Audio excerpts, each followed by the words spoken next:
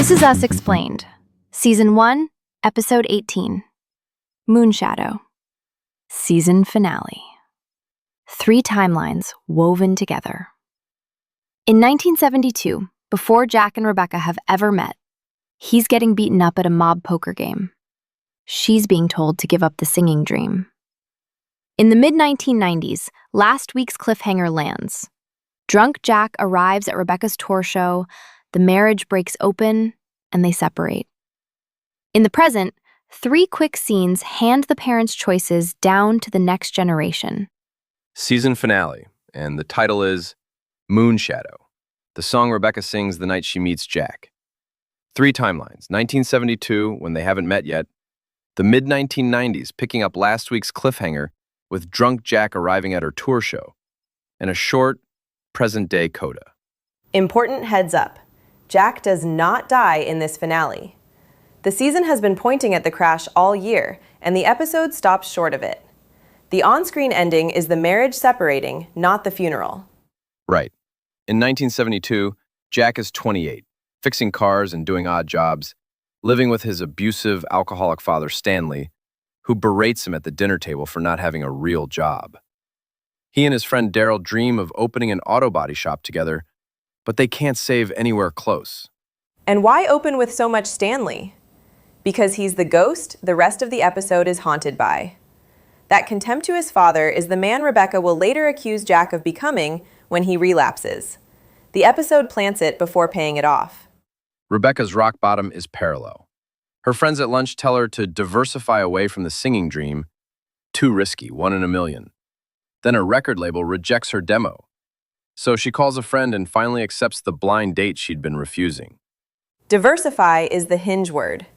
It's what giving up sounds like out loud. Jack goes the opposite direction. He and Darryl crash a high-stakes mob poker game Darryl's cousin plays in.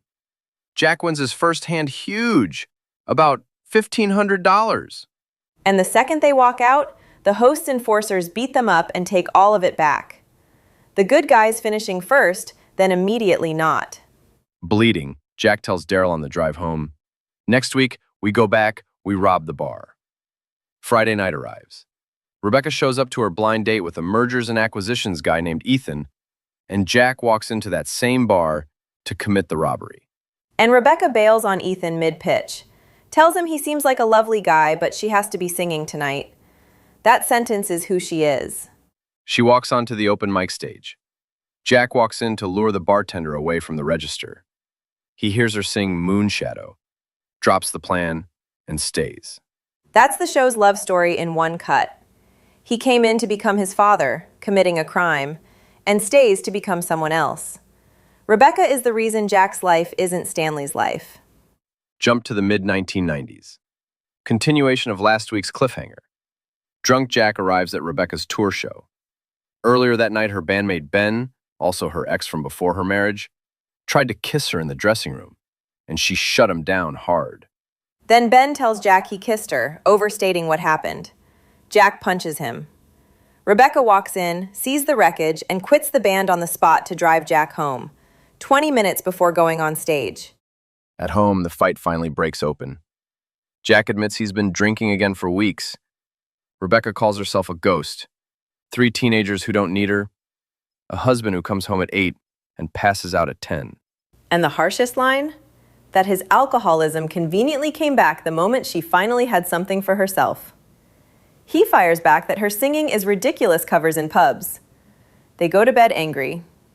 Next morning, Rebecca asks him to stay at Miguel's a while. Not divorce, heir. Jack agrees. And then he gives her the speech. He tells her he loves that she's still the woman who, 25 years ago, ran out of a blind date because she had to sing, calls her his big break, walks out. The episode lets that be his last on-screen line to her.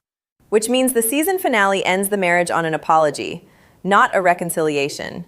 So how does the show handle Jack actually dying? It doesn't, not yet. The mechanics are held back for next season. Present-day coda, briefly.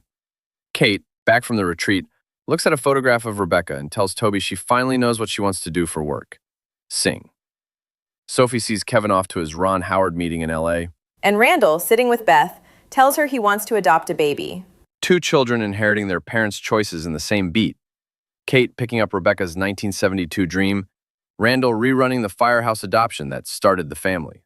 Season 1 closes by handing the next generation the same decisions. The marriage ends on a separation, not reconciliation.